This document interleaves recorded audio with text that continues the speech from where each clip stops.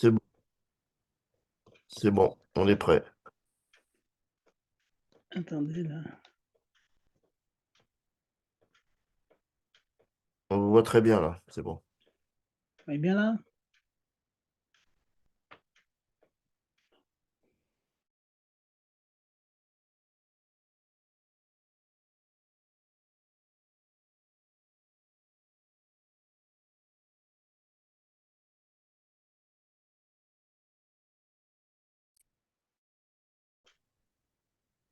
Voilà. Euh, Gérard, parlez un peu, je vais voir le son, je vais monter le son. Parlez un petit peu. Oui, oui, oui, oui, on vous entend bien, c'est bon. Oui, mais vous continuez à parler vous-même. Oui, oui, ben je peux je peux vous chanter une chanson si vous voulez. C'est bon? Vous entendez? C'est bon? Ah, voilà. Très bien. Voilà. Allez, on peut démarrer. Et ben, on y va. Écoutez, rêve Tova tout le monde. Quelques mots comme d'habitude. Dans l'étude, quelques mots sur la paracha. Nous sommes donc à la paracha de Titissa et il y a tout un programme qui est proposé par la Torah ici et qui nous dit la chose suivante. Vaïdavar Hashem Moshe les morts, Kitissa et Rosh Béni Israël. Lorsque tu vas compter, donc tu feras le dénombrement du clan d'Israël. Untano ish kofer nafsho, chacun donnera le rachat de son âme. La Hashem bifkod otam, afin qu'il n'y ait pas donc de négev, de catastrophe enfin sur chacun d'entre vous lorsque vous allez faire le compte. Et donc, que nous annonce la Torah ici? Eh bien, la Torah nous annonce tout simplement que, en apportant ce machatit, ce fameux machatit shekel, ce machatit shekel nous apporte le kofer nafsho. Comme ça, c'est bizarre, mais c'est comme ça. Eh bien, le fait d'apporter un machatit shekel, ça fait la capara. Quelle capara, s'il vous plaît? La capara de la faute la plus grave que le clan d'Israël a pu faire, à savoir le Egel Hazarav, le fameux veau d'or, après avoir le srou de recevoir la Torah. Bon, eh bien, la réparation, c'est ce fameux Mahatit HaShekel. Et Rachid nous apporte quelque chose de curieux. Qu'est-ce qu'il nous dit? Qu'est-ce qui se passe avec ce Mahatit HaShekel? Nous dit Rachid. Il nous dit Zeyitnu er alo kemin matbeya shel esh. Il leur a montré comme une espèce de pièce d'argent, mais qui était en feu. En feu. Voilà, donc en deux mots, le début de notre paracha. Moshe Rabbeinu est mis caché, comme il a eu le même problème avec la menorah, si vous vous rappelez, on en a parlé. Akash Baruch Hu, donc, Moshe Rabbeinu avait un gros morceau d'or, comme ça, il ne savait pas trop comment tailler la menorah. Akash Baruch Hu lui a dit, jette ça dans le feu, et puis la menorah est sortie toute faite. Eh bien, on a le même genre de problème que subit Moshe Rabbeinu. Il dit, mais en quoi ça apportait une petite pièce, encore, on va dire, chacun amène si chacun amenait selon sa fortune, selon ce qu'il possède, on pourrait comprendre. Bon, chacun donne le maximum de ce qu'il peut. Bon, c'est un nefesh, on sait que le nefesh c'est toute sa avoda, tout l'argent qu'il gagne, où il a mis toutes ses forces, il offre à Dieu. Mais c'est pas ça du tout. On apporte une pièce presque, on va dire, symbolique, qui servait certes à beaucoup de choses, entre autres à apporter les corbanotes, mais ça, c'est le kofer nacho. Rachid rapporte, il a la question, Rachid, et il répond, qu'est-ce que c'est que ce kofer nacho? Il lui a monté une matbea shel esh de feu. Quelle est la question de Moshe Rabbeinu? Et quelle est la réponse? En offrant donc cette pièce, en offrant cette pièce sous forme de feu, d'une pièce en feu. C'est un peu curieux ces choses-là, donc on se demande c'est quoi la philosophie de tout ça, qu'est-ce qu'on peut apprendre de là. Si on réfléchit un petit peu, on approfondit ce petit rachis, hein, comme je dis, à chaque fois quand on fait Chumash Rashi, c'est bien parfois de s'arrêter sur un rachis, commencer à réfléchir. Moshe Rabbeinu nous demande en quoi apporter une petite pièce symbolique d'un demi-shekel, ça peut faire l'accaparat, le pardon sur la faute la plus grave faite par Israël. Je vous montre la même pièce, mais de feu. Que symbolise le feu? Et là, ça répondra à la question. Le feu, c'est la chaleur humaine qui anime chacun ou chacune d'entre nous. Dans notre vie, on a des choses qui nous touchent, des choses où on a envie de s'investir. Chacun a ses talents, chacun a ses forces, chacun a envie de s'épanouir.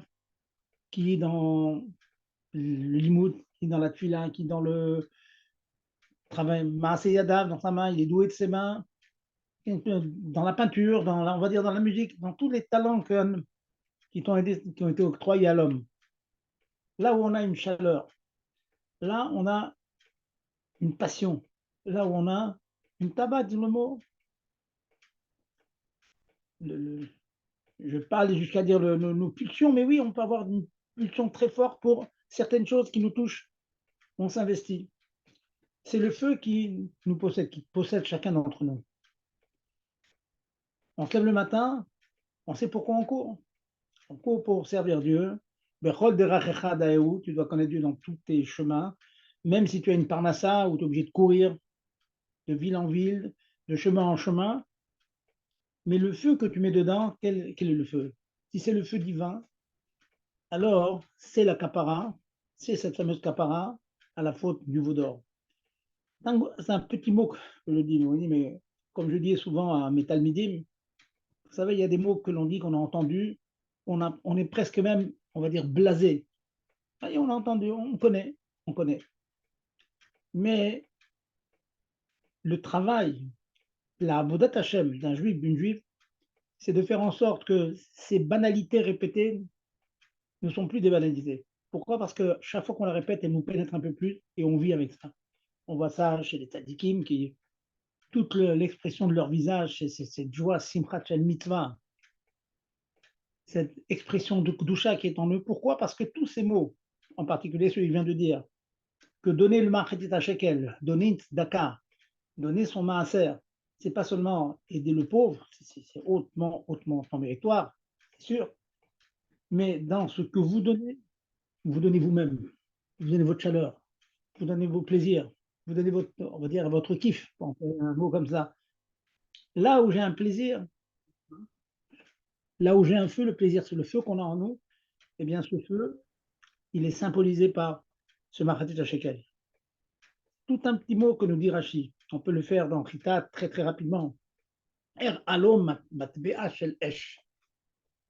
Si tu donnes ton feu à Dieu, alors tu as le pardon. Tu as donné ta chaleur, tu as eu des pulsions pour nous qui nous dépassent complètement. On peut avoir une envie de faire un veau, de faire une avodazara, alors qu'il venait de voir, d'assister, de vivre toutes les macotes d'Égypte, toutes les plaies d'Égypte. Ils voyaient la manne, ils voyaient les miracles tous les jours, et quand même, ils ont eu une. Moshe Rabbeinu leur a un peu disparu, ça y est, hop, on a perdu nos marques, et on a envie de mettre un intermédiaire avec Dieu. Toute leur itlaavout, toute leur force, ils l'ont mise.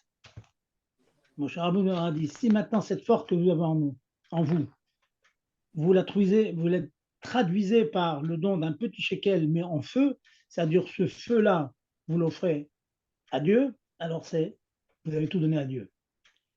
Et ça, c'est la réponse. Qu'est-ce que je vous a dit? Si vous montrez que cet avodal vous a pénétré, et donc que vous donnez le tréfonds de vous-même, eh bien, les personnes qui reçoivent le message, ils voient, ils sentent que vous avez donné le tréfonds de vous-même. Et donc, on arrive à l'échanger, on arrive à transmettre le message. Mais si on ne fait que répéter une leçon, comme on dit, comme un homme blasé, on a entendu, on donne un cours, c'est toujours le même cours. Oui, mais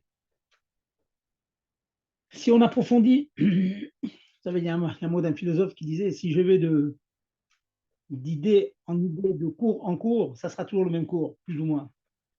Mais si j'approfondis le même cours, le même chiot, je l'approfondis, eh bien la deuxième fois que je l'ai dit, c'est pas comme la première, la troisième, c'est pas comme la deuxième, et ainsi de suite jusqu'à l'infini. Pourquoi? Tout simplement parce que la Torah est infinie. Si je vais toujours dans le même sujet, j'approfondis encore, je mets plus de chayout, je mets plus de hitlabout, de chaleur, et bien donc j'offre à Dieu ce fameux Macheter Shekel Shel Esh, nous dit Rachid. Alors vous allez me dire, bon, ok, c'est encore des mots, c'est des drachotes, mais comment arriver à la chose? Ok, je conçois que ce n'est pas toujours facile d'accéder à des madrigotes comme cela, mais on peut le faire tout simplement en prenant parfois une écoute un point, ou quelques lignes du Tania du jour, un Rashi, une petite étude, une tfila, vous décidez que dans la tfila de demain matin, vous allez prendre un mise-mort, eh bien, on va le faire. On est des francophones, donc on va apprendre en traduction. Les télim, c'est difficile parfois, même pour un hébraïsant, c'est difficile, c'est des mots difficiles, on va dire, c'est de l'hébreu classique, ouais, c'est pas l'hébreu courant. Donc c'est difficile, il y a des fois des choses où on se trompe que seulement sur le chat, ben, on le fait bien, on en prend un en traduction en hébreu moderne. Et donc, à ce moment-là, ce télim va nous toucher, et en nous touchant, il va nous changer tout simplement. Quand quelque chose y rentre, il est Robert Otano. Quand le cheder rentre à l'intérieur, eh bien, c'est tout à fait différent. Et ça nous transforme. C'est comme ça qu'on se transforme en prenant un point, en le répétant, blasé plus, blasé plus, blasé à la fin, c'est plus, c'est plus être blasé, c'est être pénétré de la chose, de ce feu. Et une fois qu'on est pénétré de ce feu, alors ce feu se dégage à l'extérieur. Voilà un mot sur la page à Kitissa. Hein. Il y en a beaucoup, beaucoup. C'est une idée qui est marquée dans les premiers Écoutez Sirot. Je pense que c'est le Écoute Sirot Gimel du Rabbi, dans les premières années où donc il haranguait les foules, hein, il haranguait les Chatidim pour leur donner cette chaleur, donc ensuite de pouvoir la répercuter dans le monde. Et comme on voit de nos jours, au Hachem, c'est mitrabé, mitrabé, tout le monde veut être fier, tout le monde veut répandre la lumière qui va finalement amener le guilouille de Mashiach. Voilà donc le mot sur la paracha. Alors aujourd'hui, je vais reprendre quelques minutes des points qu'on a étudiés la semaine passée, et puis on va passer à un autre sujet où je vais reprendre avec vous. Je dis maintenant reprendre parce que avec les années que je vous enseigne, donc les de Shabbat et d'autres, on a passé, on va dire, on a passé une première couche dessus. Mais Chazorba ve Chazorba qui coule là-bas, chaque fois qu'on répète, on ajoute des points, on pose des nouvelles questions, elles nous touchent plus parce qu'elles rentrent dans notre quotidien, Donc je vais reprendre un ou deux points qu'on a vus les 2 semaines passées sur le Rot Moukse. Bon, je pense que tout le monde a compris qu'il y a une possibilité de déplacer parfois du Moukse avec ce qu'on a appelé Tiltul Minatzad, un déplacement indirect de côté, Minatzad de côté. Le cas fréquent, que tout le monde connaît, des dames m'ont posé des questions la semaine dernière à ce sujet. Si on prend la précaution de mettre une challah sur le plateau sur lequel sont posées les bougies allumées, les chandeliers allumés, donc le fait qu'il y ait une challah, donc le plateau devient un support d'un objet mouktsé, les bougies allumées, et d'un objet non mouktsé, qu'est la challah ou un sidour. Dans la mesure où le support, le plateau, il ne devient pas mouktsé, parce qu'il a supporté un objet permis, un objet interdit, il ne devient pas mouktsé. Puisque lui-même n'est pas mouktsé, je peux le déplacer avec le mouktsé dessus, parce que le mouktsé qui est dessus, il sera métultal, il sera déplacé de manière indirecte. Parce que normalement, on le passe directement avec la main. Là, je le déplace avec l'intermédiaire d'un plateau, à l'aider d'avoir à faire. Et ça, c'est permis. Et donc, ça, vous connaissez toute cette affaire. On en parlait donc. On veut dégager la table parce qu'on a des invités. On peut prendre le plateau avec les bougies et même allumer, j'ai ajouté la semaine dernière, en faisant attention de ne pas aller trop vite pour ne pas éteindre les bougies. Donc, on enlève donc le plateau avec les bougies dessus. Dans la mesure, rappelez-vous le paramètre conditionnel, c'est que la challah en question était posée sur le plateau tout Ben Hashmashot, depuis le coucher du soleil jusqu'à la sortie des étoiles. Regardez selon les endroits, qu'est-ce que ça représente. Regardez sur les calendriers. Donc, tout Ben Hashmashot, c'est ça qui détermine le din de Mousse. Il y avait la challah. Ensuite, je peux prendre la challah, la manger, il n'y a aucun problème. On le mange dans le repas du vendredi soir, en autre moment.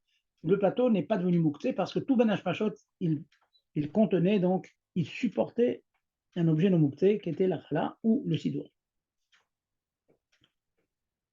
Maintenant, déplacer ce plateau avec la bougie, ça s'appelle tiltum natzad, un déplacement indirect de la bougie. Mais ce n'est pas toujours permis de faire ce déplacement. Il faut que ce soit les tzorech mekomo. C'est-à-dire les tzorech mekomo.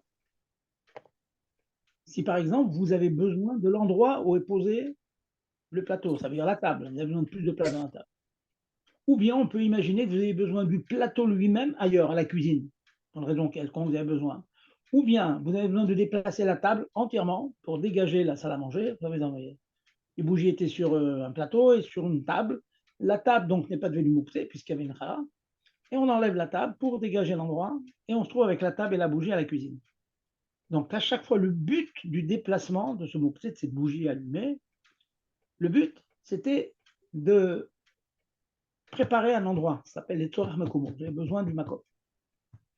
Et je vous ajoutais donc une nouveauté dans les semaines passées, c'est que si ce déplacement, qui s'appelle encore une fois Tiltul Minatsad, déplacement indirect, mais les Tzorer d'Avarazo, pour les besoins, pour profiter de l'objet moukté, à savoir pour profiter de la bougie, pour m'éclairer ailleurs, ça c'est interdit.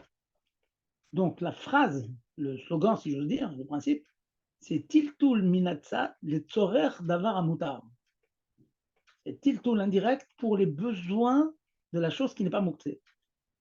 Par exemple, l'endroit où est posé le plateau, ou bien j'ai besoin du plateau à la cuisine, pour une autre raison. Un grand plateau, j'en ai besoin. Voyez. Mais si tout le but du déplacement de la bougie sur le plateau, tout le but, c'est de profiter de la bougie. Ça s'appelle Tiltul Minatsad, un déplacement indirect pour les besoins du mouxé. Ça, c'est interdit. Donc, ça veut dire, si vous déplacez votre plateau qui est dans la salle à manger, vous la mettez dans la cuisine pour éclairer la cuisine, qui serait dans l'obscurité, on va dire ça. Et tout le but du déplacement de cette bougie allumée posée sur le plateau, qui n'est pas monté lui-même, donc je déplace de manière indirecte la bougie, puisque le but de ce déplacement, c'est de profiter de la flamme de la bougie, c'est interdit. Première étape.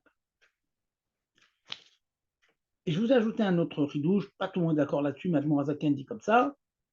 Il dit si le but de mon déplacement du plateau ou de la table sur laquelle sont posées les bougies, c'est pour les deux raisons évoquées, à savoir, je déplace la table avec le bougie allumée, je l'ai mis dans la cuisine. Premièrement, parce que j'ai besoin de la table à la cuisine, de poser des choses, des assiettes, j'en ai besoin de la table. Et j'ai aussi besoin de la lumière qui est posée sur la table parce que la cuisine est dans l'obscurité. Ça veut dire, la phrase, le slogan, c'est Tiltul Minatsad, déplacement indirect de la bougie sur le plateau, l'etzorer d'avar à moutar ou l'etzorer d'avar à sour, pour les besoins de la table, qui est permis, qui n'est pas mouté, et pour les besoins de la lumière, qui est elle mouté. Quand j'ai les deux tahlitim, j'ai les deux buts, je fais un Tiltul Minatsad avec les deux kavanot, 50% pour la table et 50% pour la bougie. Bon, le pourcentage, bon, ça fait réfléchir combien, 60, 40. En tout cas, c'est pour les deux raisons, cela est permis. Voilà. Retenez ça. Donc, imaginons que vous ayez une cuisine qui est dans l'obscurité et vous voudrez amener une bougie allumée dans la cuisine. C'est envisageable, mais il faudrait déplacer le plateau ou la table avec la bougie dessus dans l'intention d'utiliser aussi la table. Vous allez par exemple desservir la table de la salle à manger, vous avez toutes les assiettes sales, par exemple, vous allez les mettre sur la table. Ça existe, hein, il y a beaucoup de maisons, il y a une espèce de petite tablette à côté de la grande table pour mettre toutes les choses une fois qu'on débarrasse un peu la table. Quand on passe par exemple au dessert, on aurait toutes les assiettes dans lesquelles on a mangé la viande ou le poisson, on met sur une petite tablette à côté, puis hop, on mange. C'est quelque chose qui existe, c'est une méthode qui existe. Voilà donc le petit rappel, hein, quelques minutes sur ce que nous avons vu donc la semaine dernière. Maintenant, je vais ajouter une halakha, marquée dans le Simanchin Resh Vav dans le Shulchan Aruch. Halakha suivante. Imaginons que j'ai besoin d'aller chercher dans une chambre obscure du vin ou un livre. Je veux dire un Dvar Torah à table. Le, le livre qui concerne ce Dvar Torah, j'ai écouté Sirot, il est au fin fond d'une chambre des enfants. Il faut chercher, il faut un peu fouiller. Et c'est obscur. Impossible de trouver. Est-ce que je pourrais, c'est le cas envisagé par Shulchan, est-ce que je pourrais demander à la femme de ménage de prendre la bougie ou le chandelier et de m'accompagner à la chambre obscure là-bas pour que je sois éclairé? Est-ce que je peux demander? Eh bien sûr, la femme de ménage va prendre la bougie de manière tout à fait normale, hein, un espèce de flambeau, elle le prend, et puis elle m'accompagne, on va à deux, dans la chambre du fond ou à la cave, disons, si c'est du vin qu'on va chercher, on a du vin à la cave. En fait, je demande aux non-juifs, ou à la non-juive, de faire un issour, sur des rabananes certes, mais un issour qui s'appelle transporter du mouktsé. Elle va attraper la bougie allumée et je lui dis d'aller doucement pour ne pas l'éteindre. Donc je lui demande de faire un issour des rabananes, mais c'est un issour, c'est interdit. Demander à un goy de faire un non-juif de faire un issour même des rabananes. Eh bien, en l'occurrence, sur le cas bien précis dont je viens de parler, très intéressant, je voulais vous dire cette à la phrase, ça fait travailler un peu le cerveau. Il y a une svara, il y a une logique qui est démontrée dans la Gemara, dans le Shabbat, et Stade Rabbeinu Tam. Il y a une logique de dire la chose suivante. En fait, quand je demande au non-juif de m'accompagner en attrapant la bougie, certes, je lui demande de faire quelque chose qui serait prohibé pour moi. Et en principe, quand un non-juif fait quelque chose qui est interdit pour moi, non seulement je n'ai pas le droit de lui demander, mais en plus, même qu'il le fait de lui-même, je n'ai pas le droit d'en profiter. En l'occurrence, j'ai parfaitement le droit de demander au non-juif, de m'accompagner, de prendre la bougie, de m'accompagner dans la cave pour aller chercher du vin ou à la bibliothèque pour aller chercher un livre. Pourquoi? Je vous explique là-bas que dans la mesure où le juif lui-même a une possibilité de déplacer la bougie dans la salle à manger, dans la chambre obscure ou à la cave, en tiltou minatzad. On a déjà dit que on a le droit de déplacer dans certains cas avec le dos, avec le coude. On a cette possibilité. On en a déjà parlé. Certes, c'est pas confortable, certes, c'est pas évident de déplacer comme ça dans le coude, entre les avant-bras, c'est compliqué, mais ça existe. Ça veut dire que la chose que je demande aux non-juifs, l'acte que je demande aux non-juifs, dans le but d'obtenir une certaine ana, un certain profit, ben cet acte, je pourrais le faire moi-même d'une manière différente et tout à fait permise. Dans la mesure où ce que je demande aux non-juifs, c'est quelque chose que moi-même je pourrais faire de manière permise, j'ai le droit de demander aux non-juifs, même si je sais pertinemment qu'il va le faire de manière interdite. Qui va chez puisque moi je peux le faire. Vous savez, cette svara, elle est très très large, elle va très très loin. Pas toujours on la tient, mais il y a un Rabbi Nutam, je vous apportais, c'est quand même intéressant. Rabbi Nutam démontre dans la Gemara Shabbat, page 122, il démontre que si un non-juif m'apporte, disons, il y a une maison qui est à 100 mètres de chez moi, il m'apporte une boisson, de l'eau, il pense comme ça, Rabbi Nutam, c'est une discussion si on le tient, ce cas-là que je vous cite maintenant, mais en tout cas, il existe. Il m'apporte une bouteille d'eau, il m'apporte un coca. Il a fait une interdiction, il a porté. Eh bien, Rabbi Nutam pense que j'ai le droit de boire cette eau-là, ou ce coca. Pourquoi? Parce qu'en fait, je peux aller chez lui, le boire chez lui. Il y a une possibilité, c'est pas quelque chose qui est complètement interdit. Je pourrais le faire. En allant chez lui, c'est plus compliqué d'aller chez lui, boire chez lui. Dans la mesure où la totsal, la conséquence de ce issour que fait le non-juif, je pourrais l'obtenir sans faire le issour, il pense que c'est permis. C'est pas une vraie ana, c'est pas un vrai profit dans la mesure où de toute façon, je pourrais l'obtenir d'une autre manière. Et ce din-là, qui est marqué dans le cas de la bougie, retenez-le donc, parce qu'il a des conséquences assez importantes dans beaucoup, beaucoup de cas. Il est clair que chacun des cas, il faudrait y réfléchir bien. Hein, ce n'est pas toujours vrai, pas dans tous les cas on permet, quelquefois c'est des nuances, mais au moins le cas dont je vous ai parlé, on peut lui demander de prendre la bougie avec la main de manière normale, parce que moi je pourrais prendre cette bougie de manière anormale, minatzad, et aller à la cave avec. Dans la mesure où je peux le faire, même que c'est un peu compliqué pour moi, je peux demander au non-juif de le faire, de m'accompagner. Un cas que vous connaissez, on l'a déjà, on en a parlé la semaine dernière, je pense, ou il y a 2 semaines. On peut demander à un non-juif, à un nochri, femme de ménage qu'à la maison, à la choule, on a très souvent des femmes de ménage qui nous font il y a Souda Chichit, il y a le Fabrigan et tout, elles sont là, elles font la vaisselle, il y a besoin des fois de la vaisselle, on les laisse faire la vaisselle. Elles sont dans la cuisine, elles ouvrent l'eau chaude, elles prennent les éponges, tout ce que l'interdit avec. On laisse faire. Pourquoi on laisse faire? Parce que, pour la même raison que je viens de citer maintenant, dans la mesure où un juif, un yéhoudi, pourrait parfaitement obtenir à peu près le même résultat, à savoir avoir une vaisselle propre, sans passer par les issourim, sans prendre l'eau chaude, ou bouillante en tout cas, avec de l'eau tiède on peut faire, on a un peu d'eau tiède dans le koum-koum, prendre l'eau tiède. On peut faire la vaisselle avec des éponges permises. Hein. Bon, il faudrait qu'on revienne encore sur Socrate. On en a déjà parlé les années passées. Il y a des problèmes, il y a des brosses un peu dures qu'on peut utiliser pour frotter la vaisselle. Donc en fait, la chose que je demande à la femme de ménage, c'est quelque chose qui n'est pas en soi une melacha, quelque chose d'interdit. Tout simplement, c'est faire la vaisselle. Or, faire la vaisselle, il y a plusieurs manières de l'obtenir. On peut l'obtenir de manière permise. Dans la mesure où le juif peut le faire de manière permise, il peut laisser le non-juif le faire, même de manière interdite. Voilà, donc j'ai élargi le débat en partant du cas de la bougie qui est marqué dans le Shulchan. Élargi le débat. Très souvent, d'ailleurs, il faut bien réfléchir, quand oui, quand non.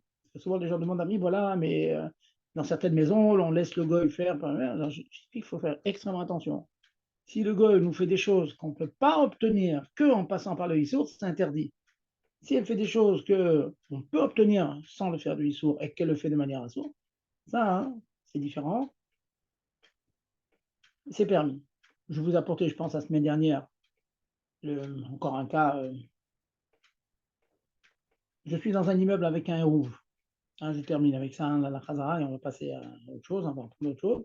Mais je voulais encore revenir. Khazorba ve Khazorba, comme je dis, qu'on soit pénétré de ça à la faute. On a fait un hérouve, on peut porter. On peut porter dans l'immeuble. Maintenant, je sais qu'au 8e étage, si j'envoie un enfant, il va monter 8e étage. Bon, c'est un peu fatigant. Je demande à la femme de ménage. Je sais pertinemment que la femme de ménage va prendre l'ascenseur pour aller chercher le pain au 8e étage. Ce n'est pas mon problème. La chose que je demande d'aller chercher quelque chose au 8e étage, il n'y a pas forcément un ISO qui va s'introduire dans ce que je demande. Si le non-juif choisit la solution la plus facile, comme la bougie, elle prend la bougie sans faire du chinouille, pas entre les coudes, etc., de manière normale, dans la mesure où moi-même je pourrais la faire de manière avec un chinouille, avec Kitou Minatsat, moi-même, donc je peux laisser le non-juif le faire de manière normale. Voilà encore un exemple avec l'ascenseur. Et tout à l'envie. Alors donc, il faut dans votre vie, il faut réfléchir à chaque fois que. Mais méfiez-vous de Amiral Egoy parce que il y a tellement de hétérim que dans la tête de beaucoup de gens, Amiral Egoy c'est calme. Pas vrai. Amiral Egoy c'est chamour. Mais dans la khumra de Amiral Egoy, il y a de nombreux hétérim, mais il faut les connaître avec bien précision. On va revenir sur Chou des Choux et sur Mitzvah. Oui, c'est permis, mais il faut savoir qu'est-ce que ça veut dire Bédiouk, il faut savoir qu'est-ce que ça veut dire les Tzorach Mitzvah. Pas tout est les Tzorach Mitzvah. Quand on connaît bien, on peut trouver parfois de nombreux hétérim. Voilà, c'est mon petit topo récapitulatif. J'écoute vos questions avant de passer à la suite. Allez-y. Bonsoir, Rav. Bonsoir. Petite question. Là, quand vous avez parlé de la vaisselle tout à l'heure, Shabbat, on peut faire la vaisselle uniquement si on en a besoin. On est d'accord? Oui. Ou on peut faire de la vaisselle parce qu'on ne supporte pas que la vaisselle, la cuisine, elle soit en balagan. Avec les ustensiles qu'il faut, quoi. C'est-à-dire avec à l'eau froide et avec l'éponge adéquate. Hein. Bon, là, vous soulevez un autre problème. Le problème que je soulevais, c'était le fait de faire la vaisselle.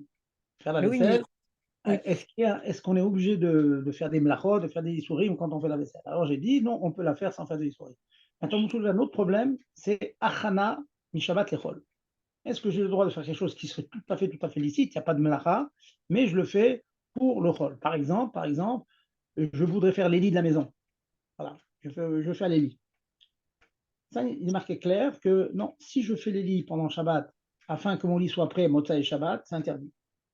Maintenant, vous pouvez parfois, dans beaucoup de cas, je connais beaucoup de femmes qui ne, comme vous avez dit, qui ne supportent pas la maison en fouillis. Pour elles, les chambres des enfants avec les lits non faits, etc., ils ne supportent pas. Donc, en fait, quand elle fait le lit, c'est pas du tout dans l'intention, en tout cas pas uniquement, on va dire, dans sa tête, c'est que la maison soit rangée et pas qu'elle soit prête pour le soir. Dans ce cas-là, c'est permis. Mais ça, il faut voir dans chacun. Il faut que ce soit vrai. Il faut que dans la semaine, cette maman soit maquillée aussi, que jamais la chambre des enfants soit avec un lit non fait. Vous voyez, il faut être sérieux. Je connais des maisons, bon, ben, ils ne sont jamais faits. Alors, Pitom, elle va se rappeler que Shabbat, il faut que ce soit fait. Ça, c'est pas juste. Mais si, je connais des gens MacPid là-dessus, alors il faut que ce soit tip-top à la maison. Sinon, la maison, ça dérange. Alors là, en fait, ça s'appelle les Tzorer Shabbat. Elle fait le lit pour Shabbat. Il y a un autre cas tout simple, c'est si on fait la sieste. Il y a des gens qui, la maman, les enfants, ils font leur lit le matin parce qu'on se recouche dans les Shabbats très très longs d'été, on se recouche un petit peu, donc j'ai besoin d'avoir un lit qui est fait. Mais il faut avoir un minimum de kavana d'utiliser la chose aujourd'hui, sinon il y a un autre problème qui n'a rien à voir avec les melachot, avec l'historique, qui s'appelle achana. On n'a pas le droit de préparer le Shabbat pour Motzei Shabbat, pour un jour de repos. Allez-y, autre question. C'est clair, madame? Vous avez eu d'autres réponses? Oui, oui, non, mais bon, il peut arriver. Oui, non, oui. Allez-y, n'hésitez pas à poser si Non, c'est pas clair encore. c'est vrai que il y a des fois où dans la semaine, on est mise sur le fait de ranger la vaisselle, mais il y a des fois où on n'a pas le temps parce qu'on doit partir au travail très rapidement et quand on rentre à la maison, ben, on le fait. Mais ou sinon, c'est vrai qu'on n'aime pas quand ça traîne.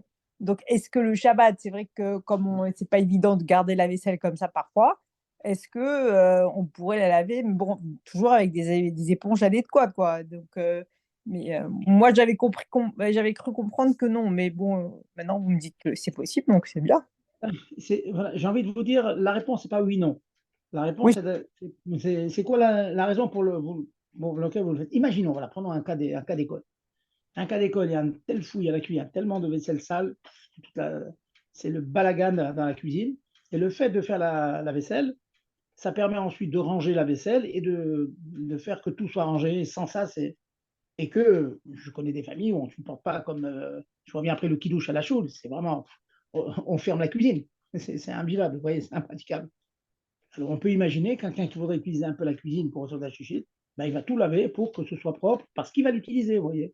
Donc ça, chaque fois, c'est ça le repère que vous devez avoir. Est-ce que je le fais pour une utilité shabbatique ou bien stable pour que ce soit rangé pour après? C'est ça. Je vous accorde que ce n'est pas toujours clair de le savoir, je suis d'accord. Mais c'est ça qu'il faut chercher. Est-ce que je le fais pour m'éviter de travailler à Motzai Shabbat ou je le fais parce que j'ai un besoin shabbatique de la chose? j'ai Voilà. compris. Ok, Voilà. merci beaucoup, Raph. Je vous en prie. Allez-y, autre question? Bonsoir, Rab. Bon, J'avais une question toujours par rapport à la vaisselle. Est-ce qu'on a le droit de ranger enfin, donc de ne pas faire la vaisselle, mais de pouvoir la placer dans le lave-vaisselle pour la mettre en route après Shabbat? Est-ce que c'est c'est une un question problème? pratique. Ouais. Alors, je vais vous dire, il ne faut pas la ranger, il faut la mettre dans le lave-vaisselle. Qu'est-ce que ça veut dire? Ça veut dire que si vous commencez à mettre les couverts dans les petits tiroirs des couverts, vous mettez les assiettes dans des endroits qui sont réservés aux assiettes, là, vous êtes en train de préparer le lavage futur. C'est-à-dire, en mode, c'est Shabbat, vous appuyez sur le bouton et hop, ça y est. Ah oui, ok, On va faire d'accord. un travail de préparation du lavage. Mais si vous utilisez finalement, je vous cache pas, c'est comme ça qu'on fait chez nous, ça devient un garde-vaisselle, quoi. Vous voyez ce que je veux dire? Notre machine à laver la vaisselle, on bourre toute la vaisselle, il y en a tellement, c'est pour la mettre, donc on la Voilà. met là-bas. Ça permet, une fois qu'on a fermé la machine, que tout est caché là-bas. Et Motzai Shabbat, eh ben on range, on met les assiettes à leur endroit, les couverts à leur endroit, et on appuie sur le bouton. Ah d'accord, donc ça, on pourrait le faire. Donc J'en on profite pourrait puisque placer. Oui, j'en profite pour vous poser cette question. Je suis en train de vous dire, comment se fait-il que j'ai le droit d'ouvrir et de fermer cette machine? Cette machine est mouktée, faite pour laver, c'est interdit. oui. Un bon exemple, ça me permet donc de vous donner un bon exemple, c'est certains kélis, il n'y a aucun problème, c'est ce qu'on appelle un kéli chez le Mélarto, les ISO. C'est un kéli dont la fonction c'est de faire un ISO. C'est comme un marteau. Mais si vous vous rappelez, nous avons dit qu'un marteau, je peux le prendre pour casser une noix de coco, ou bien si j'ai besoin de l'endroit où il est posé. Dans le Coran, c'est moucté, mais j'ai besoin de son endroit, j'ai besoin du volume de la machine pour cacher ma vaisselle. Donc, ça s'appelle les Toref Mekomo. J'ai besoin du Macom, donc j'ai parfaitement le droit d'ouvrir et de fermer ma Ok, machine à laver. Vous voyez? ok. En application. Comme d'ailleurs le four, on pourrait faire en garde-manger, quoi. Comme le Exactement. four. Vous laissez les chalotes qu'on cuite, vous les qu'elles touchent Voilà. à pas, elles vont être bien au chaud en attendant qu'elles refroidissent. Effectivement, vous pouvez utiliser le four comme ça. Bien sûr, il Ok, faut que la lumière s'allume, hein, pas chaude, mais bien bon, sûr. voilà. Merci, Rav. Allez-y, autre question. Allez, Rav, Gérard, petite, allez-y. petite question, s'il vous plaît, Allez-y. par rapport au fait que vous avez dit par rapport à la femme de ménage. Alors, exemple, est-ce qu'une femme, on pourrait obtenir la maison elle est propre par un coup de balai? Mais si la femme de ménage, elle préfère faire avec l'aspirateur, elle pourrait faire l'aspirateur? Non, elle ne peut pas faire un aspirateur pour diverses raisons. Pour diverses raisons. D'abord, de manière générale, tous les ustensiles qui font du bruit, le mot technique s'appelle afshamilta. Non, dans l'agma, on parle d'un four, d'un moulin. Pas d'un four, d'un moulin. D'un moulin qui était tochen, le blé. Le fait qu'il y a un bruit, donc il y a un problème de maritaille. Donc, mais imaginons un cas, en général, ce n'est pas le cas, hein, je vous dis, ça, il y a toujours du bruit. L'aspirateur, ça fait du bruit, donc il ne faut pas qu'on entende un aspirateur à la maison. Il y a une inde de maritaille, ça c'est non. Maintenant, il y a un deuxième point pour l'aspirateur. En général, l'aspirateur, c'est-à-dire maintenant je change un peu, j'imagine un aspirateur qui soit silencieux absolu. Bon, voilà, on a un inventeur, il nous a trouvé, voilà, aspirateur shabbatique. Il a réussi à faire un aspirateur complètement silencieux. Donc ça veut dire qu'en fait, l'aspirateur aura exactement le même effet qu'un balai, on n'entend rien, mais bon, il y a une espèce de souffle qui attire la saleté. En général, les aspirateurs ont une fonction qu'un balai n'a pas. Ça veut dire que le résultat obtenu par l'aspirateur n'est pas le même que celui obtenu par le balai. Donc, il n'y a pas cette svara, cette logique que j'ai dit au début, qu'il y a un moyen d'obtenir le résultat, hein, de manière permise. En particulier, si vous partez l'aspirateur sur un tapis, sur une moquette, c'est évident qu'aucun balai vous fera le même job, le même travail, vous voyez. Donc, c'est une deuxième raison de dire qu'on n'a pas le droit d'utiliser l'aspirateur. J'ai entendu que certains voulaient dire que, bon, s'ils sont complètement silencieux, on peut laisser la femme de ménage, parce que, bon, finalement, avec un balai, on peut obtenir à peu près le même résultat. Mon avis, c'est que non. C'est qu'une expérience montre, hein, j'ai pu regarder, qu'un aspirateur sur un tapis et un balai sur le tapis, c'est pas du tout pareil. Donc, le résultat obtenu, c'est un résultat illicite, pas permis, qu'un juif ne pourrait pas obtenir. Donc, je n'ai pas cette idée de dire, ah, puisque moi, je peux l'obtenir de manière permise, donc je laisse le non-juif le faire. Voilà. Ok, merci beaucoup. Mais par Non, non. contre, je pourrais vous dire la même chose pour la vaisselle, parce que moi, je vais la laver avec une éponge de Shabbat, ma vaisselle. Mais j'aurai jamais le même résultat quand elle va l'utiliser avec une éponge normale. Écoutez, je vous avoue humblement que je ne suis pas un grand spécialiste de la vaisselle, mais il me semble quand les enfants font la vaisselle avec de l'eau tiède, et avec les brosses et tout, c'est impeccable, hein. Que je sache, hein. Bon, maintenant, il faudrait que je demande à mon épouse, mais c'est comme ça que je vois les choses. C'est En pas tout mon- cas, je ne pense pas que ce soit quelque chose de vraiment sensible, qui est vraiment une différence. Ah voilà, c'est les enfants qui l'ont fait. Je ne pense pas, hein. Quand les enfants ils font, ça sort, j'ai vu que ça sort impeccable, hein. Quand des fois ils le font, il y a Souda Chichi, il y a leurs copines qui vont venir l'après-midi, ils vont faire une Souda. Dans ce cas-là, elles font la vaisselle. Elles sortent, que je sache, elles sortent impeccables, quoi. Non, il faut juste bien mouiller l'éponge, c'est tout. Voilà, il faut bien la En mouiller. mouillant bien l'éponge, ça sort bien. Et puis, vous la laissez un peu tremper dans une cuvette, C'est etc. ça, parler. Voilà. C'est pas parce que moi, je vois avec l'éponge en plastique, avec les petits picots là, pour que ça, Voilà. c'est pas un peu Voilà. galère quand même, hein. Oui, galère, oui, mais le résultat, il est bon quand même. D'accord. Voilà. Merci beaucoup. Allez, autre question. Et Rav, moi j'ai une question. Quand par exemple il y a du jus de raisin qui tombe par terre, qui se renverse, est-ce que j'ai le droit avec la serpillière de mettre un petit peu d'eau parce que si je mets pas d'eau, ça n'aura pas le même effet que si je mets pas d'eau. Est-ce qu'on a le Alors, droit? j'ai eu l'occasion de dire que passer toute la salle à manger, tout le carrelage à l'eau, c'est interdit. Et je ne pas, c'est interdit. Mais enlever les tâches ponctuelles, donc vous avez tout autour de la table, vous avez plein de tâches, du coca qui a commencé à se coaguler, etc., ça, vous avez le droit de mettre un peu d'eau, de frotter. Frotter, c'est permis. Ah, d'accord. Faites Ok. attention à ne pas faire srita, vous voyez, que la serpillière ne soit pas complètement trempée. Vous voyez. Complètement. D'accord, ok. Elle soit complètement trempée, oui. Et si Mais ça c'est l'air. commence beaucoup à être trempé, vous en prenez une sèche, quoi, de telle sorte qu'il n'y aura pas ça. D'accord.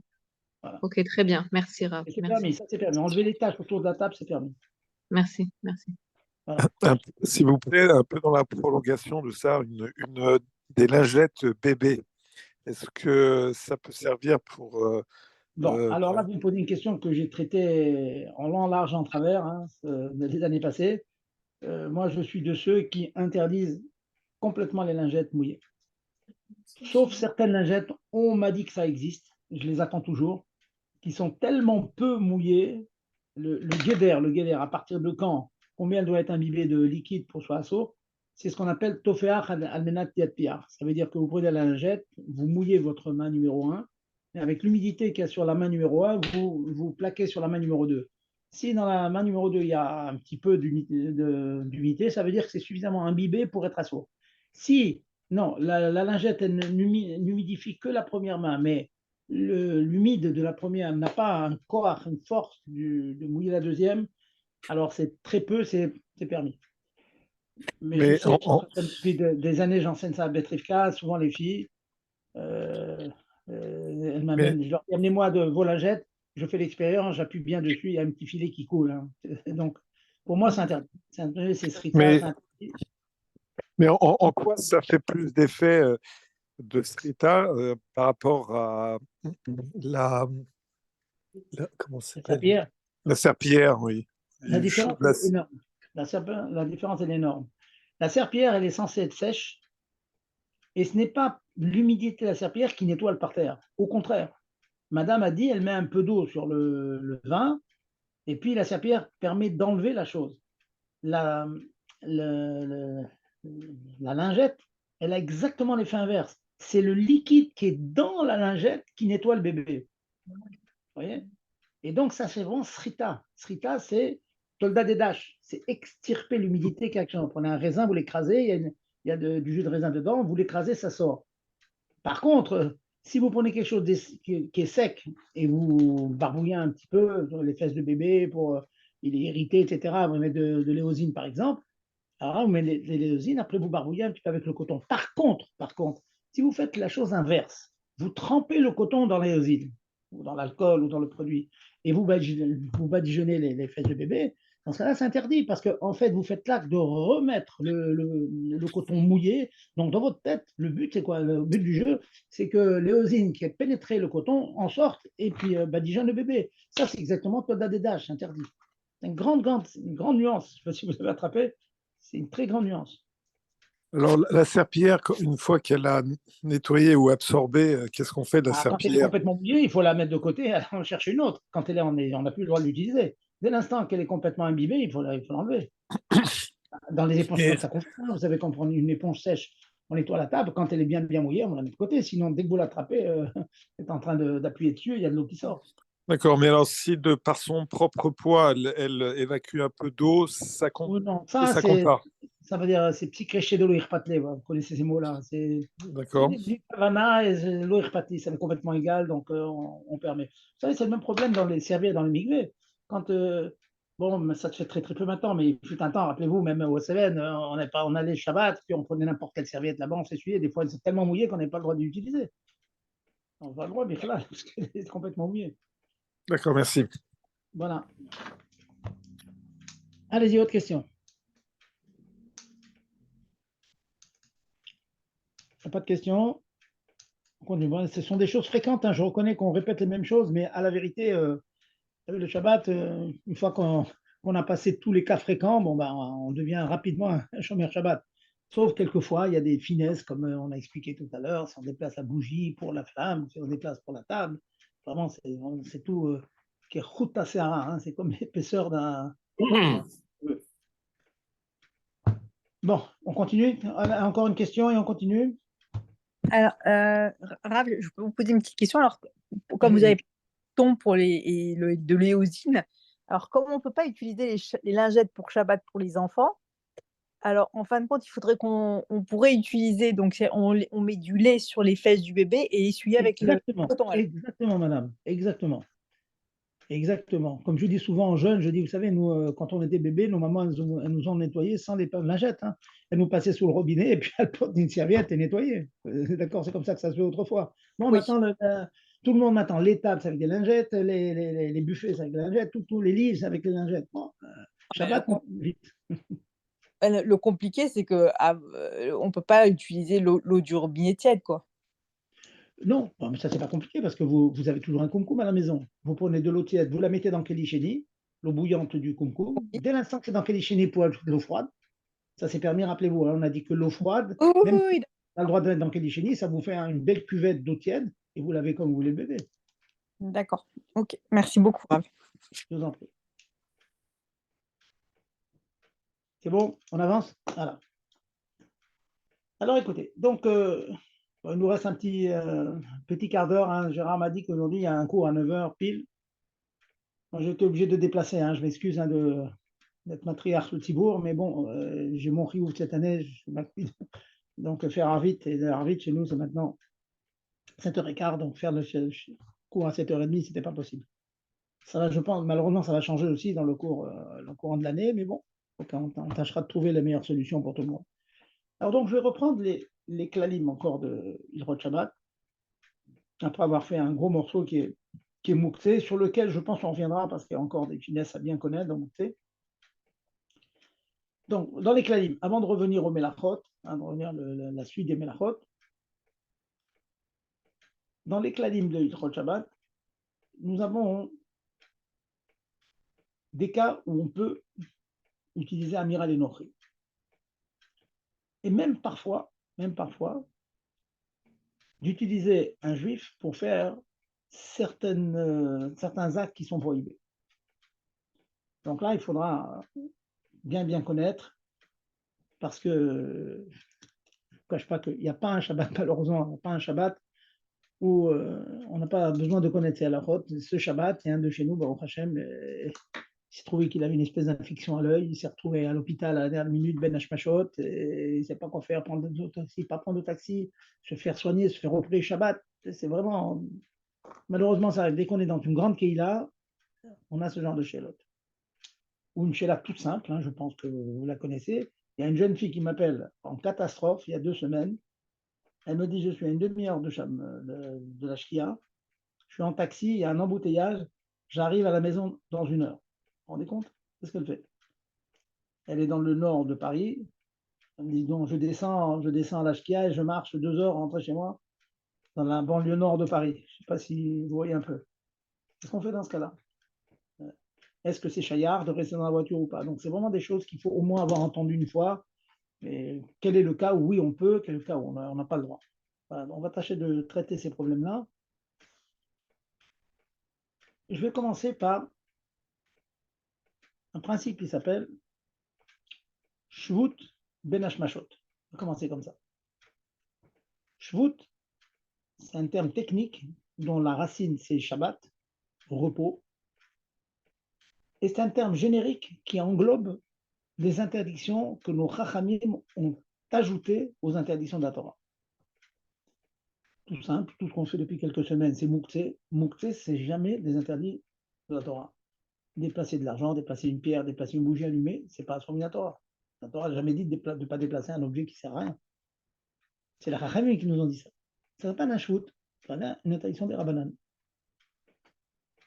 Il y en a comme ça, beaucoup, portés dans un reshoot, dans un domaine extérieur, dans la rue, mais qui n'est pas un vrai reshoot arabim, qui n'est pas un vrai domaine public, avec ses définitions, avec sa tombe de personnes qui fréquentent cet endroit. De nombreuses conditions pour que ce soit interdit Minatora.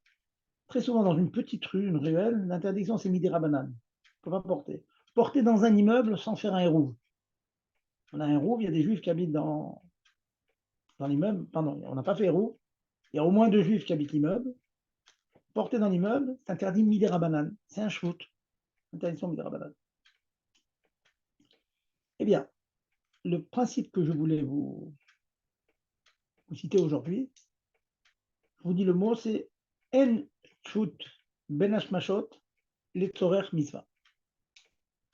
Il n'y a pas d'interdiction de faire un Issour des Rabbanan. Malheureusement, ce klal, il est beaucoup trop général, il y a beaucoup d'exceptions. Mais il faut d'abord dire le klal, le principe, et ensuite on dira les cas applicables et les cas où on l'applique moins. Il n'y a pas d'interdiction Midé Rabbanan pendant Ben Hashmashot Letzorech Mitzvah. Donc, beaucoup de conditions. Premièrement, c'est un Issour Midé Rabbanan, pas Minatora. Deuxièmement, c'est Ben Hashmashot, c'est entre le coucher du soleil. C'est en général en France, c'est 18 minutes après l'allumage. Après l'allumage qui est marqué sur les calendriers. C'est le moment où la boule du soleil, elle se cache entièrement derrière l'horizon.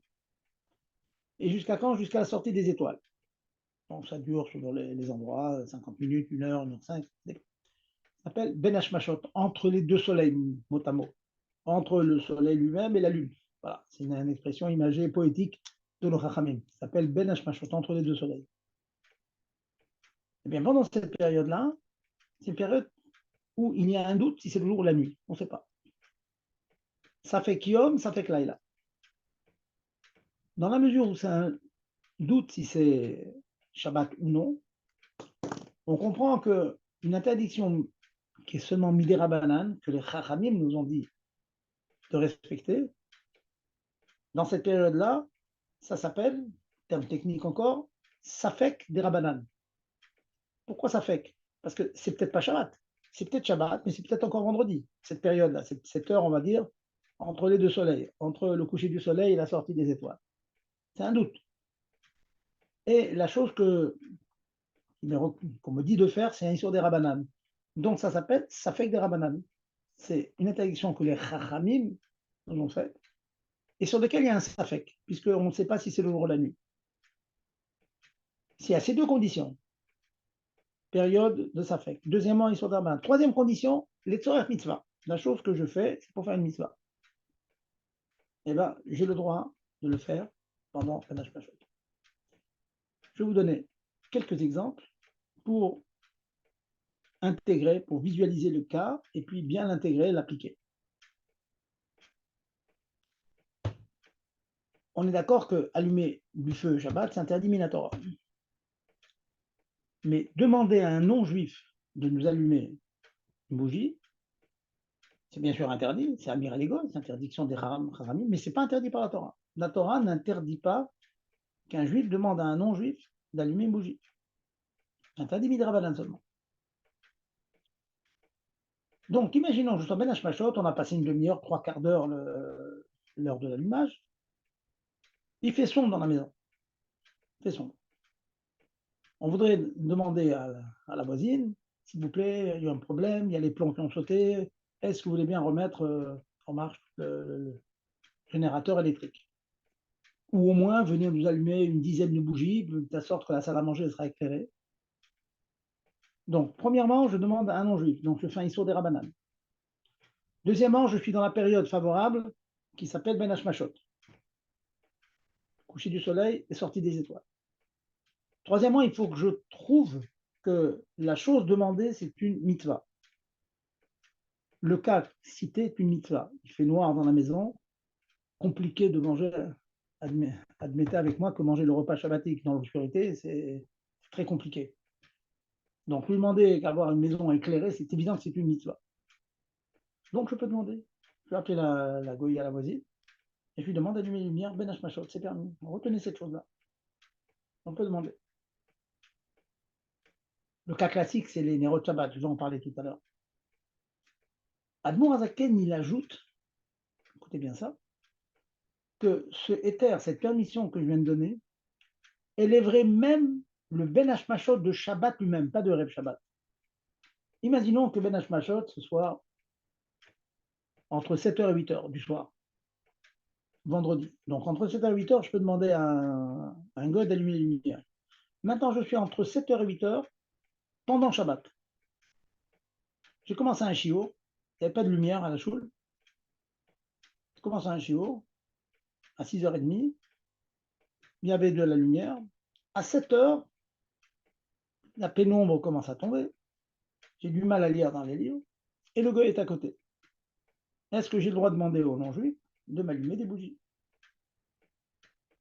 Je vais demander, voilà, écoute, il y a des bougies ici, allume-moi des bougies, allume-moi fais-moi, remets le générateur en marche, fais vraiment c'est Ben Hashmashot. Si maintenant il m'allume des bougies, près de chez moi, je suis en train de donner un cours. Donc, je demande à un goy, je suis Ben Hashmashot. Et pour les besoins du mitzvah, je suis en train de donner un cours. Donner un cours, c'est une mitzvah. Pendant Shabbat, vers la fin de Shabbat, après la sortie du soleil, jusqu'à la sortie des étoiles, depuis le coucher du soleil jusqu'à la sortie des étoiles, dans cette tranche de temps, je peux demander à un non-juif de m'allumer des bougies. Même Shabbat, pas seulement Erev Shabbat. C'est une discussion dans les poskim, ce point-là, pendant Shabbat. Admour Hazaken permet cette chose-là. Donc on peut s'appuyer là-dessus. C'est un très très bon éther de dire que Shabbat on est Ben Hashmashot. Et surtout, Cette halakha, elle a sauvé de très très nombreux cas de Nashim, de femmes, qui sont prises dans les embouteillages et qui arrivent malheureusement après Shabbat à la maison, après l'allumage, l'heure d'allumage. Alors, on me demande qu'est-ce que je fais. Ça y est, j'ai perdu la mitzvah. Alors, j'enseigne depuis des années cette chose-là. Tant que les étoiles ne sont pas sorties, tant que ce n'est pas Motzai Shabbat, on est encore dans cette tranche de temps qui est Ben Hashmashot. Tu vas te précipiter chez la voisine. Il faut toujours avoir une voisine non-juive sympathique. Hein. De toute façon, c'est une grande mitzvah d'avoir des bonnes relations avec les voisins. Au Hachem, ici, une très bonne relation. C'est aussi l'occasion de faire, on aura bien insisté là-dessus, de leur faire les bébés noirs. J'avais un travailleur ce matin à la maison qui était en train de nous faire quelques travaux. J'ai commencé à lui parler, de croyez en Dieu. Il m'a dit bien sûr, je crois en Dieu qui a créé le monde. Je commence à lui parler des Shiva noirs. Donc, j'en profite pour faire un peu Miftaï. Donc, on peut demander à sa voisine compatissante et aimable si ça ne vous dérange pas de venir nous amener les bougies. Elle vient chez vous, Ben Hashmashot. On a dépassé une demi-heure, trois quarts d'heure l'heure de l'allumage. Elle allume les bougies chez vous. Et s'il vous plaît, la maman a le droit de faire la bracha sur les bougies allumées par la non-juive. Il est adlik, ner de Shabbat Kodesh, même si ce n'est pas elle qui a allumé. La raison, Zaken explique dans le Shulchan Aruch, c'est parce qu'en fait, l'essentiel de la mitzvah, ce n'est pas l'acte d'allumer, c'est le fait que la maison soit éclairée. Donc la bracha que l'on fait, c'est comme si on dit Baruch Ata Hashem, que ma maison soit éclairée. Et là, elle est éclairée, même que ce n'est pas moi qui ai fait l'allumage. Donc c'est très très bon de savoir. Donc cette maman, donc, elle a pu, elle a fait la mitzvah d'Ad la Katerot, qui est une très grande mitzvah, une des Shiva une des 7 mitzvot des Rabbanan, hein, de Ad la Katerot. Donc elle a fait ça, elle n'a pas la punition qu'elle doit ajouter une bougie jusqu'à la fin de ses jours. Donc elle a pu sauver sa mitzvah en partant de ce principe qui s'appelle Shvut sur des Rabbanan. À savoir, c'est quoi le Shvut? C'est quoi l'interdiction des Rabbanan? C'est demander à un non-juif de faire une lacha. Le non-juif fait une lacha qui consiste à allumer les bougies, ça c'est à son Minatora, pour un juif. Pour un goy, on peut lui demander. Et comme c'est pour les besoins ou pour éclairer la maison, qui est une mitzvah, à plus forte raison pour allumer ce qu'on appelle Nerot Shabbat, faire la mitzvah de Nerot Shabbat. Voilà donc un bon halakha qu'il faut bien intégrer. Maintenant, il faut réfléchir à ça. Autre chose, quelles sont les autres interdictions des Rabbanan qu'on a le droit de faire Ben Hashmashot? Voilà, ça c'est une autre réflexion. Pas toujours c'est permis, ce que je viens de dire, mais c'est quand même très très intéressant de connaître ça. Et je vais finir avec ça dans le temps. Bon, Gérard m'a dit qu'il y a un shiur qui commence à 9h, donc je vais abréger. C'est la jeune fille qui m'a appelé quand je vous ai appelé comme ça. Elle m'a dit comment je fais pour rentrer à la maison? Je suis dans le taxi, il y a une heure d'embouteillage. Il a regardé sur le GPS, une heure d'embouteillage. Je lui ai dit écoute, reste dans le taxi. Donc c'est le goy qui conduit, c'est pas toi. Toi, tu ne fais que être dans le taxi jusqu'à la sortie des étoiles. Elle a bien regardé, elle a dit oui, ça, on a le temps, ça fait 50 minutes de plus, je serai à la maison. Donc, elle était Ben Hashmashot, rentrer chez soi, c'est évident, c'est une mitzvah, elle dormir chez soi, c'est une mitzvah Shabbat, faire le kiddush et le repas de Shabbat, c'est évident, c'est une mitzvah. Donc, elle pouvait rester dans le taxi l'amener jusqu'à sa maison tant que c'est Ben Hashmashot. Si c'est après Ben Hashmashot la nuit, alors c'est un autre sujet qu'on traitera plus tard, mais maintenant, en l'occurrence, elle arrivait chez elle avant la sortie des étoiles. Donc, je lui dis, tu arrives chez toi, et tu demandes au conducteur du Uber, tu lui ajoutes un petit. Oui. Comment tu l'ouvres? Oui, je finis. Donc, c'est toi qui vas éteindre. Je finis là, je finis la phrase. Donc, je lui dis, quand tu arrives là-bas, tu vides tes poches, tu demandes au conducteur du Uber de prendre tes affaires, de les rentrer à la maison. C'est lui qui les rentre, tu lui donnes un petit billet, il acceptera, et comme ça, tout va bien. Voilà, on a bouclé ce point-là, qu'on continuera la semaine prochaine. Et donc, encore une fois, recto à tout le monde. Merci beaucoup. Ça marche pas même en dehors de Ben Hashmashot? De quoi faire? Ah non, mais c'est sûr, non. C'est chaud de demander à un gars de faire un Issour Torah dans la journée. Le samedi soir, à 11h du soir, demander des lumières, c'est complètement interdit, bien sûr, ça vira les goy.